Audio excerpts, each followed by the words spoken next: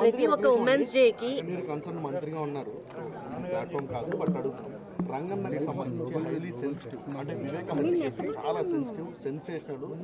ఈ కేసుకు సంబంధించి నలుగురు నిందితులు అంటే ఎక్యూజ్డ్ కావచ్చు, లేకపోతే సాక్షులు కావచ్చు చనిపోయారు. ఈ కేసుకు సంబంధించి ఎలా చూస్తారు, ఏం చెప్తారు మేడం? నిర్ణయం తీసుకుందండి ఈ రోజు. దాని మీద ఎంక్వైరీ త్రూ అవుట్ ఎంక్వైరీ చేయాలని కేబినెట్ కూడా ఈ రోజు నిర్ణయం తీసుకుంది. ఆ విషయం మీకు కూడా తెలుసు.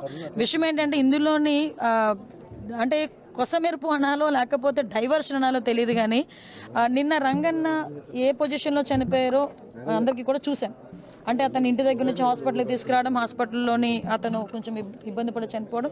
అతను చనిపోవడానికి కారణం ఏంటనేది పోస్ట్ మార్టం రిపోర్ట్ వచ్చిన తర్వాత what ever it may be అన్నీ బయటకు వస్తాయి. కానీ ఇమీడియట్గా సాక్షిలో నేను ఈవినింగ్ 3:30కి ఒక న్యూస్ బయటకు వచ్చింది. ఏమని న్యూస్ బయటకు వచ్చింది? రంగనని పోలీసులు కొట్టి చంపారు అని చెప్పి ఒక రకంగా ఒక క్రియేట్ చేసి వాళ్ళ వైఫ్ అండ్ హస్బెండ్ వైఫ్ ఇలా మాట్లాడారు అన్నట్టుగా వచ్చింది. సో మేము ఆ కోణంలో కూడా మేము మాట్లాడుతున్నాం. అంటే జనాలకు ఎటువంటి పర్సెప్షన్ ఇవ్వాలని వాళ్ళు క్రియేట్ చేస్తున్నారు, సాక్షి టీవీ క్రియేట్ చేస్తుంది. అంటే సాక్షి టీవీ ఒక్క విషయంలోనే కాదండి, ప్రతి ఒక్క ఆస్పెక్ట్లోనే కూడా. నిన్న వాళ్ళు ట్వీట్ పెట్టారు, ఆశా వర్కర్లు అందరూ కూడా ఆశా వర్కర్లు పోలీసులు ఎత్తి పడేస్తున్నారు అని చెప్పి ఒక ట్వీట్ పెట్టారు. మీ దగ్గర చూపిస్తాను. నేను మార్నింగ్ నుంచి ఆశా వర్కర్ల గురించి మేము మానిటర్ చేసుకుంటున్నాం. ఎక్కడ కూడా ఆశా వర్కర్లను ఇబ్బంది పెట్టిన పరిస్థితి లేదు. ఆశా వర్కర్లు కూడా అంతే కోఆపరేట్ చేశారు, ఎక్కడ కూడా ఎటువంటి ఇబ్బంది రాలేదు. దరిద్రం ఏంటంటే వాళ్ళ గవర్నమెంట్లో ఆశా వర్కర్లను ఎలాగైతే ఎత్తి పడేశారో ఆ ఫోటోలు పెట్టి ఇప్పుడు మా గవర్నమెంట్లో చేశారన్నట్టుగా వాళ్ళు ప్రొజెక్ట్ చేయడానికి ప్రయత్నం చేస్తున్నారు. అంటే ప్రజల్ని మభ్యపెట్టడానికి, ప్రజల్ని తప్పుదోవ పట్టించడానికి సాక్షి టీవీ, సాక్షి ఛానల్ని ఒక ప్లాట్ఫామ్గా ఉపయోగించుకొని వాళ్ళ ఇష్టానుసారంగా వాళ్ళు మాట్లాడే పరిస్థితి. ఇదే కాదండి, నిన్న ఎవరో మాట్లాడుతూ వరద కళ్యాణ్ ఏదో మాట్లాడుతూ నేనేదో ఆడబిడ్డ నిధి గురించి మాట్లాడానని ఒక ట్వీట్ పెట్టారు. అంటే మేము మాట్లాడని మాటలు, మేము మాట్లాడితే వక్రీకరించి మాటలు, అదేవిధంగా ఎక్కడైతే ఇన్సిడెంట్ జరిగింది అనుకోండి దాన్ని వక్రీకరించి మాట్లాడటం, ఇలాంటివన్నీ చేస్తున్నారు. ఇందాక మేము నిర్ణయం ఒకటి కూడా డిస్కషన్ అయింది.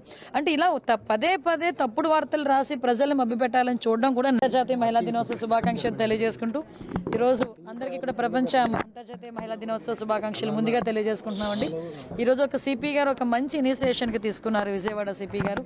ఎందుకంటే చాలామంది ఇంటలెక్చువల్స్ని, వివిధ రంగాల్లో నిష్ణాతులైన వాళ్ళని, అదేవిధంగా కొంతమంది ఐపీఎస్ ఆఫీసర్స్ని అందరినీ కూర్చోబెట్టి ఈరోజు ఒక డిస్కషన్ స్టార్ట్ చేశారు. ఎందుకంటే ఈరోజు అంటే స్వతంత్రం వచ్చే 75 సంవత్సరాలు దాటినా కూడా ఎక్కడో ఒక చిన్న డిస్క్రిమినేషన్, ఎక్కడో అక్కడ మగాళ్ళ పని చేశారనో, లేకపోతే మగాళ్ళ పని చేయట్లేదనో, లేకపోతే ఇంకా ఆడపిల్లే అనో, అంటే ఎంత వయసు వచ్చినా, చిన్నపిల్ల దగ్గర నుంచి ఎంత వయసు వచ్చినా, ఎంత ప్రొఫెషన్లోనో, ఎన్ని రాజకీయ రంగంలో ఎన్ని కీలకంగా ఉన్నా కూడా ఎంతో కొంత డిస్క్రిమినేషన్ ఎదుర్కొంటున్న ఇటువంటి సిచ్యువేషన్స్లో కూడా ఈరోజు ముందుకు నిలబడి మేము అన్ని రంగాల్లోని కూడా ముందుంటాము, అన్ని రంగాల్లోని కూడా మేము ముందుకు రాగలమని నిరూపించిన ఎంతోమంది మహిళామణుల్ని స్ఫూర్తిగా తీసుకొని ఈరోజు అంతర్జాతీయ మహిళా దినోత్సవం జరుపుకుంటున్నారు. దానిలో భాగంగానే ఈరోజు రాష్ట్ర గవర్నమెంట్ కూడా మార్కాపూర్లో గౌరవ సీఎం గారు అంతర్జాతీయ మహిళా దినోత్సవం వేడుకలను కూడా చేస్తున్నారు. రేపు మహిళా దినోత్సవం వేడుకల్లో కూడా మహిళలకు సంబంధించి చాలా మంచి ఇనిషియేషన్స్ కూడా తీసుకుంటారు. అవన్నీ కూడా రేపు మీ అందరికీ కూడా తెలియజెప్తారు. అదేవిధంగా నేను ఒకటే కోరుకుంటున్నా, మహిళలు అన్ని రంగాల్లోనూ కూడా ముందుండాలి, ముఖ్యంగా ధైర్యంగా ఉండాలి. ముఖ్యంగా ధైర్యంగా ముందుకు రావాలి, ధైర్యంగా ఎదుర్కోవాలి. నేను మళ్ళీ చాలా సందర్భంలో చెప్పినట్టు ఇప్పుడు కూడా చెప్తున్నా, సమస్యను చూసి భయపడిపోకుండా సమస్యను ఎలా ఎదుర్కోవాలి అన్న కాన్సెప్ట్తో కనుక ముందుకెళ్తే ఏ మహిళ కూడా ఓటమి అనేది ఉండదు.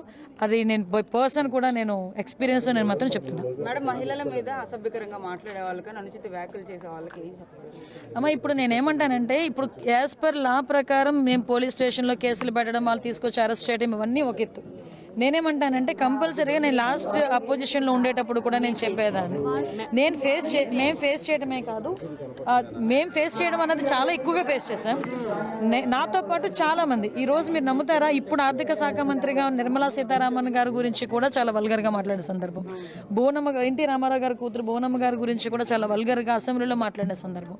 అలాంటి సిచ్యువేషన్ అన్నింటినీ ఎదుర్కొని ఈరోజు వచ్చిన తర్వాత కూడా కొన్ని సందర్భాల్లో సోషల్ మీడియాలో కామెంట్స్ కానీ అంటే అసభ్యకరమైన పోస్టింగ్స్ చూస్తూ ఉంటే నాకు అనిపిస్తుంటుంది, ఎందుకు వాళ్ళ తల్లిదండ్రులు ఇవి చూడట్లేదా? నేను ఒకటే అనుకుంటా, వాళ్ళ తల్లిదండ్రులకి ఇది చూపించాలి. ఇప్పుడు ఫర్ ఎగ్జాంపుల్ ఒకటి చాలా వల్గర్గా పెట్టాడు, వాళ్ళ తల్లిదండ్రులకి ఇది ఎక్స్పోజ్ చేయాలి. అరే నీ కొడుకు పరిస్థితి ఇది, అని ఎక్స్పోజ్ చేసి సొసైటీకి కూడా ఎక్స్పోజ్ చేయగలగాలి.